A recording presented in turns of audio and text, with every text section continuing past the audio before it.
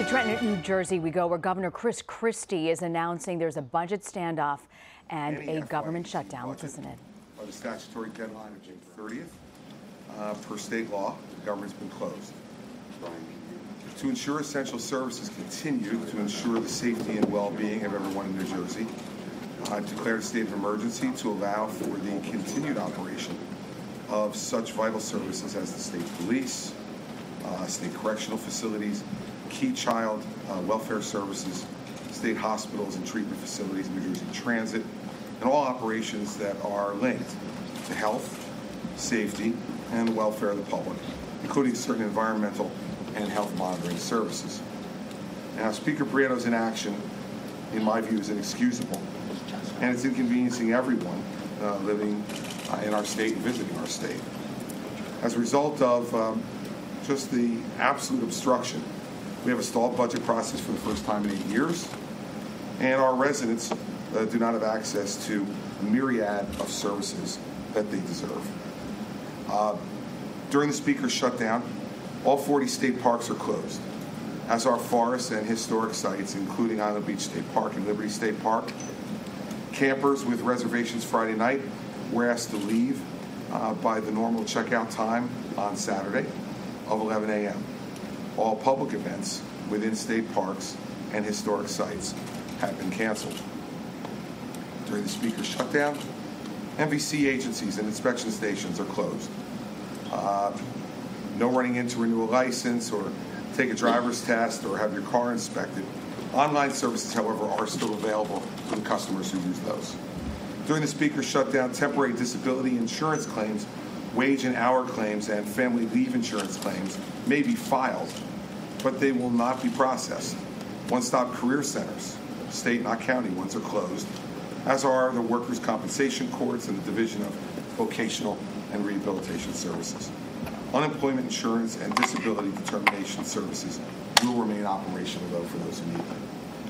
During the Speaker's shutdown, road construction is continuing, as will emergency repairs and some roadside safety services. But the rest areas on I-295 in Salem County and on I-80 in Warren County are closed. During the Speaker's shutdown, taxation call centers and walk-in facilities will be closed. July 1st pension checks, though, for pensioners have been processed and mailed, so pensioners will get the checks. The Division of Risk Management will be closed. However, the scheduling of medical appointments, treatments, and services for injured workers will remain ongoing. The Division of Pension and Benefits will be closed, although I will continue payment of health provider claims and life claims and continue to process changes to family status for health benefits. And for all of you who are concerned about this, lottery sales are ongoing, because as we know, you have to be in it to win it. During the Speaker's shutdown, the public will not be able to obtain copies of birth and marriage certificates or copies of adoptees' original birth certificates. No new certifications or renewals will be issued for EMTs, for paramedics, or for certified nursing assistants. The Speaker's shutdown was completely unnecessary and completely avoidable. The fact is, I was ready to sign a budget yesterday. I'm still willing to sign one today. Speaker Prieto, however, in his refusal to post the Horizon bill for a vote by his fellow elected assembly members, has impacted the state of New Jersey and its residents unnecessarily. I want to again make it clear to the people of the state, I'm ready to sign a budget, and quite frankly, I don't care which budget comes to me. As I said yesterday, the state budget can be brought in either form. If it's sent in its $35.7 billion form, but the Horizon bill is not passed, then I will line item veto out all spending that I believe is not appropriate.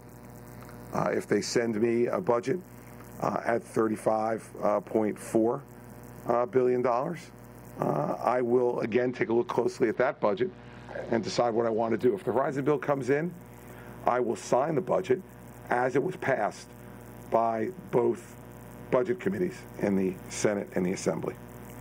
But all of that is hypothetical, of course, because the Speaker, who has 52 votes in his chamber, on his best moment, could muster 26 for a budget. So I, along with the people of the state of New Jersey, are still waiting for a budget to be passed. Now, this is embarrassing, and it's pointless.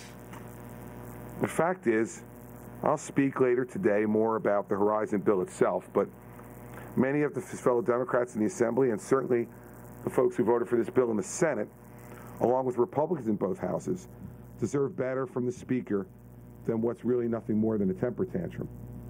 We have a number of Republicans and Democrats here in this building now, and I'm glad to have you here. I understand that you would much rather be with your families today, with your friends, doing things for the 4th of July weekend, but you understand that we need to serve and we need to be here. So I appreciate you being here. I appreciate all the Republican colleagues I see. I appreciate Assemblyman Berzicelli being here as well. And I know there are a lot of folks on both sides of the aisle who would just as soon get this done. So with the people of New Jersey, I suspect. Now, I haven't heard from the Speaker since he stormed out of my conference room yesterday, refusing to even discuss the substance of the bill with me, Senator Sweeney, Senator Weinberg, Senator Sarlo, Assemblyman Greenwald, or Assemblyman Scher. I can't wave a magic wand and get a budget on my desk. But what I can do is stand up for the principles that we believe in and continue to stand ready to serve. I was here at work this morning at 9:30. I'll be here at work for as long as everyone else is here to work. And I can guarantee you one thing. If there's not a resolution to this today, everyone will be back tomorrow. I will use my constitutional authority to call the legislature back again tomorrow. Now, the Speaker is playing games with that, from what I can tell, and not asking his members to be here today. Some of them are here because they know it's the responsible thing to do. Others are on something that's called 2-hour call, whatever that is. Can't make a deal when you're on 2-hour call. And so I absolutely support the right of every one of these members, Republican or Democrat, of the Assembly and Senate to have a right to vote their conscience. And have supported that all throughout my time as governor. But they're not being given an opportunity to do that.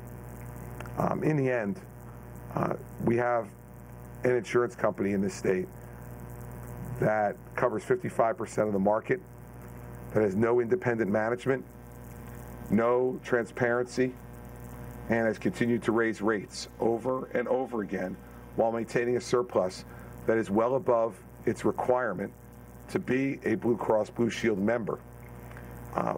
Fact is that their second highest revenue line is income from investments. It means they're taking your money, both as ratepayers and as taxpayers. And instead of paying claims, they're holding it back to be able to invest it in the markets and make more money for themselves to pay their very, very high salaries and benefits. All I want here is transparency and accountability on behalf of Horizon. Long ago, I compromised with Democrats and some Republicans who were concerned about it, said, I don't have anything to do with any money that comes from these reserves. Let the next governor and the next legislature determine that. This is not about me. This is about long-term reform of this institution that is, again, a unique institution in the history of this state. A legislatively created insurer of last resort that has a special nonprofit status in this state afforded to none of the other insurance companies. They're a hybrid. So they're not a true nonprofit, but they're not an accountable, publicly owned insurance company, even though they obtained the right to be that back at the beginning of the last decade and to have the right to convert to for-profit status. But they want the best of both worlds. They want their nonprofit status, and they want the ability to act as they want to act, pay the claims they want to pay, and pay themselves whatever they want to pay themselves. And have a chairman and a CEO, which since my time as U.S. Attorney I've been saying is a bad governance model, puts too much power in the hands of just one person, and a completely non-independent board that doesn't question the will of this chief executive and his executive staff. One need only look at the circus that they've perpetrated in this city over the last 5 days, with paid employees from Horizon being paid by taxpayer money and ratepayer money to come down here and lobby the legislature. Big trucks with video screens. And all these things cost money, as do, as I said to you all yesterday, the millions and millions of dollars they spend every year, not only giving to other organizations that are now shockingly supportive of their cause, but all the different media advisories I got this morning, or many of them at least, all had Horizon Blue Cross Blue Shield advertising on them. Politico, Observer, all with the hands-off healthcare ads. Now, you know, I understand you all need to get advertising to pay your salaries. But don't think for a minute that people don't wonder whether that allows you to be objective or not objective about this particular issue. I think lots of people question that. The point is that Horizon is trying to buy their way out of this problem. And I'm glad that there are people of conscience in the legislature who won't let them do that. So I'm here, I'm ready to work. Haven't heard from the Speaker since he's not willing to talk about the bill that passed the Senate in a bipartisan way. I saw him working hard last night while the board was open to get his 26 votes, sitting on his BlackBerry, working hard, whipping votes. I don't know what he was doing up there exactly. But fact is, he doesn't want me to give a speech today because he says they're in the middle of voting. It's fine.